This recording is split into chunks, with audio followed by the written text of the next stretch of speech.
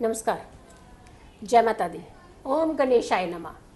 मैं हूँ आपकी अपनी लाइफ डिज़ाइनर आचार्य जीतू सिंह। बात करेंगे कि गणपति महोत्सव की। भाई गणपति महोत्सव आते ही ऐसे लगता है कि चारों ओर से वातावरण जो एक एटमॉस्फेयर है वो पूरा ही भक्तिमय हो जाता है, सुखमय हो जाता है। क्यों ना हो, प्रथम पूजनीय देवता साक्षात कहते हैं कि धरती पर इनका निवास होता है। तो ऐसे में गणपति से तो आप सारी आराधनाएं करते हुए उनसे सारी मनोकामनाएं अपनी पूर्ण कर सकते हैं। लेकिन होता क्या है कि हम लोग इस डिलेमा में रहते हैं कि हमें गणपति एक दिन बिठाने चाहिए, 3 दिन बिठाने चाहिए, 5 दिन, 7 दिन या फिर 10 दिन। भाई यहाँ तो बात आपकी श्रद्धा की आती है। कोई फोर्सफुली अगर मैं कह दूं कि 10 दिन बिठा दीजिए, तो हो सकता कि आपके घर की सिचुएशन, आपके परिवार की सिचुएशन, हो सकता है आपके अपने वर्क की सिचुएशन ऐसी ना बन पा रही हो। लेकिन ऐसे में क्या करते हैं हम लोग, एक वहम डाल लेते हैं कि हमने 10 दिन नहीं बिठाया तो हमारे साथ ऐसी प्रॉब्लम होगी। ऐसा नहीं होना चाहिए। किसी भी चीज़ को जब भी आप कार्य करते हैं, प्रारंभ करते हैं, उतनी ही श्रद्धा और आस्था से करना चाहिए और उतनी ही पॉजिटिविटी के साथ करना चाहिए, ताकि पहला ही कदम नेगेटिविटी से भरा हुआ ना हो। आप एक दिन पूजा कीजिए। गणपति बिल्कुल नहीं कह रहे हैं कि आप 10 दिन मेरा पंडाल लगा दीजिए। हाँ, अगर आपके अंदर श्रद्धा है, ताकत है, हिम्मत है, एटमॉस्फेयर बन सकता है, पारिवारिक स्थितियाँ ऐसी हैं, अनुकूल हैं, आप कर सकते हैं तो बिठा दीजिए। आप 10 दिन बिठाइए, कोई दिक्कत नहीं है। ये तो और भी अच्छा माना जाता है। बट जितने भी दिन आप गणपति को अपने घर में विराजित कर रहे हैं, उन्हें स्थान दे रहे हैं, एक आसन ग्रहण करवा रहे हैं अपने घर के अंदर, उतनी ही श्रद्धा से कीजिए ताकि गणपति बहुत खुश होकर के, आपकी भावना से खुश होकर के, आपकी पूजा से खुश होकर के, आपकी श्रद्धा से खुश होकर के आपको खूब सारा आशीर्वाद दें। भाई प्रथम पूजनीय देवता की पूजा कहा जाता है, बहुत आसानी से होती है, बहुत आसानी से मान भी जाते हैं। गणपति नटखट हैं, लेकिन साथ के साथ धैर्य भी है। धैर्य होने के साथ सुनने की क्षमता भी है उनके पास, तभी तो कर्म इतने बड़े बड़े हैं उनके।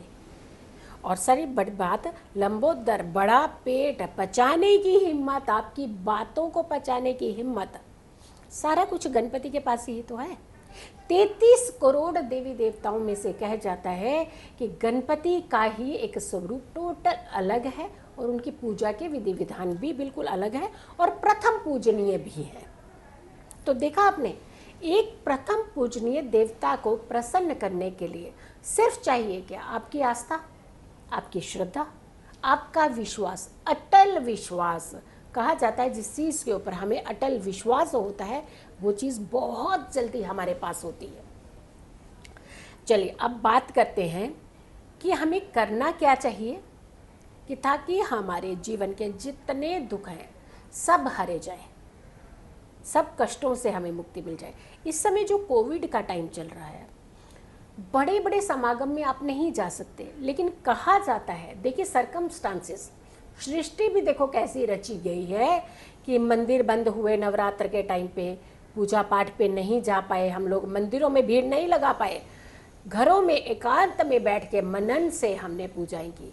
और जब कहा भी जाता है कि पूजा जितनी एकांत बैठ करके की जाए उतनी ही फलित होती है, तो इस चीज़ को नेगेटिव ना लेते हुए कि हम मंदिरों में नहीं जा पाए तो हमने पूजा नहीं की। नेगेटिव, हमने कहा ना कि नेगेटिव का शब्द, जो नकारात्मकता होती है, ये हमारे जीवन में बिल्कुल नज़दीक नहीं होनी, इसे दूर कीजिए। अगर भी आपने जब भी कुछ अपने भगवान से कुछ आस्था मनवानी है तो यकीन मानिए पहला कार्य आपने ये करना है कि नेगेटिविटी दूर रखनी है। दूसरा कार्य आपने सात्विक रखना है, स्वच्छ रहना है, बहुत ही श्रद्धा से आपने पूजा करनी है, गुणगान करना है, प्रथम पूजनीय देवता का आदर सम्मान सहित तो उन्हें स्थान देना है, पूरी विधि विधान से स्थान देना है। और शुरुआत कैसे करनी है? मुहूर्त के साथ। अति उत्तम मुहूर्त, बात आ गई ना कि मुहूर्त बहुत उत्तम होता है। मुहूर्त पे अगर हम किसी भी चीज़ को ढंग से श्रद्धा से कर लेते हैं, यकीन मानिए वो फलित ज़रूर होती है। सुबह की बात कर लेते हैं तो 11:03 से लेकर के दोपहर के 1:37 का मुहूर्त बहुत ही उत्तम मुहूर्त है। इस समय आप गणपति जी की स्थापना कर सकते हैं। चाहे आप 1 दिन के लिए गणपति जी को विराजित कीजिए, चाहे आप 3 दिन के लिए कीजिए, पंचम 5 दिन के लिए कीजिए, या फिर 7 दिन के लिए, या फिर आप 10 दिन के लिए। लेकिन मुहूर्त का खास करके ध्यान रखिएगा। फिर आती है सामग्री की बात।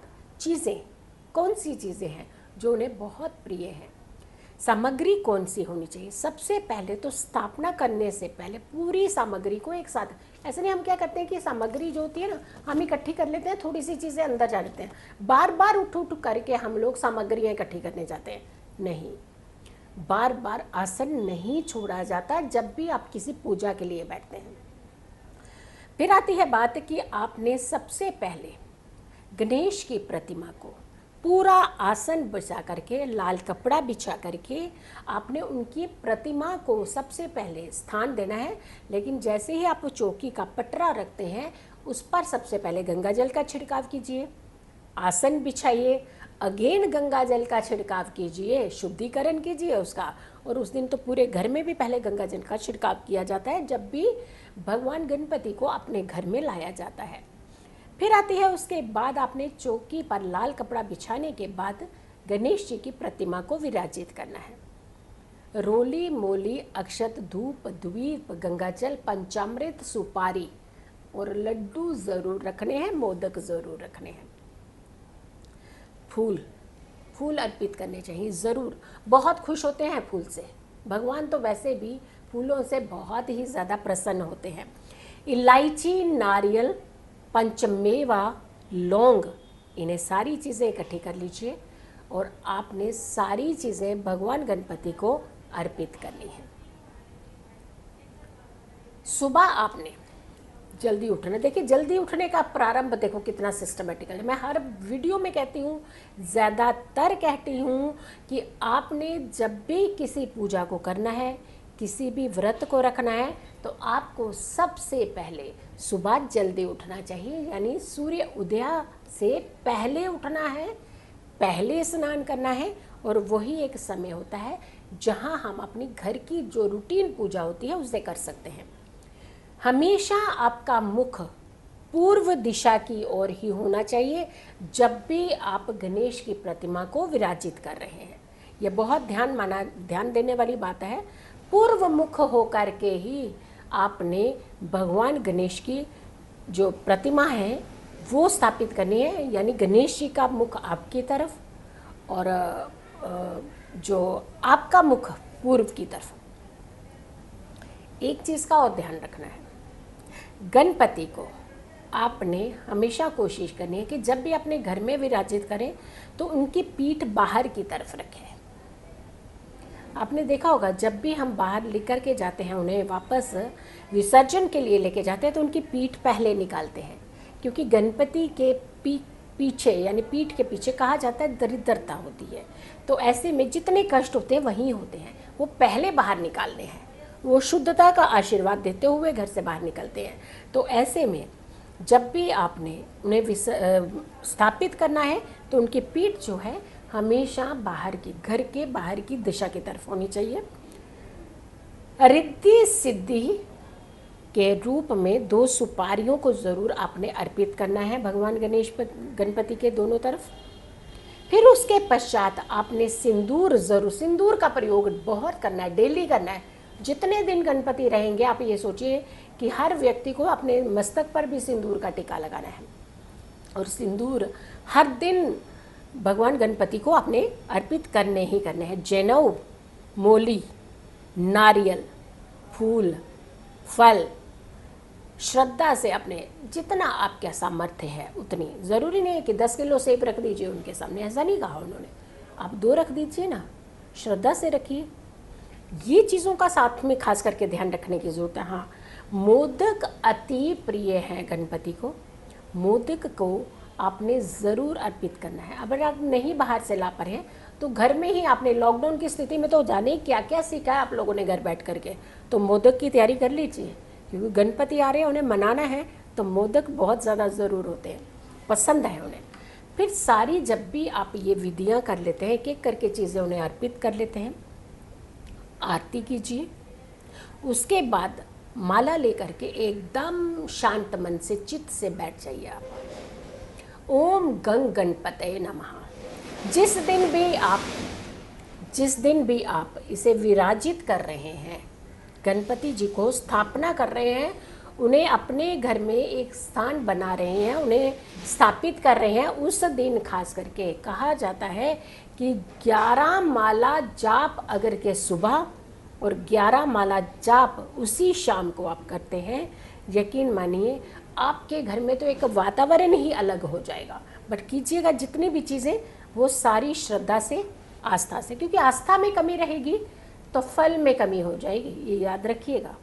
आस्था के हर भगवान आस्था के ही भूखे हैं, दिखावे के भूखे तो है ही नहीं कोई भी भगवान। हाँ ठीक है, अपनी श्रद्धा अनुसार आप, श्रद्धा के अनुसार आप 10 चीज़ें अर्पित ना कीजिए, आप 2-3 चीज़ कर दीजिए, बट आस्था में कमी ना कीजिएगा। ठीक है, आपने सारा ये प्रसाद जब आपने अर्पित कर दिया, और जो प्रसाद आपने अर्पित किया है भगवान को, गणपति को, खास करके मोदक, फल, घर के पूरे सदस्यों में भी बांटिए, छोटे बच्चों में ये प्रसाद का वितरण ज़रूर कीजिए।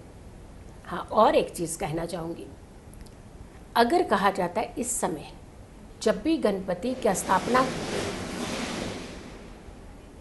आप गणपति की स्थापना कर रहे हैं, जब भी आप इस तरीके की पूजा विधियां कर रहे हैं, तो आपको सब पहले क्या चीज़ ज़्यादा अच्छे से करनी चाहिए, आपको दान पुण्य ज़रूर करने चाहिए। जितना दान कर सकते हैं, ज़रूरतमंद की सेवा कर सकते हैं, उन्हें सहयोग दे सकते हैं, तो भगवान उससे ज़्यादा खुश होते हैं। और दान कीजिएगा, एहसान नहीं कीजिए, दिखावा नहीं कीजिएगा। तो आपने गणपति की स्थापना इस तरीके से करनी है, विधि विधान से करनी है, समय का ध्यान रखना है, और अपनी पूजा का ध्यान रखना है, अपनी आस्था का ध्यान रखना है, अपने तरीकों का, सारी चीज़ों का ध्यान रखना है। यकीन मानिए आपके जीवन में गणपति बहुत खुशियाँ लेकर के आएंगे। आपका ये महोत्सव बहुत यादगार महोत्सव बन जाए। गणपति आपकी सारी मनोकामनाएं पूर्ण करें। बस इसी आस्था के साथ अगली वीडियो के लिए जल्दी हाजिर होंगी। तब तक के लिए नमस्कार।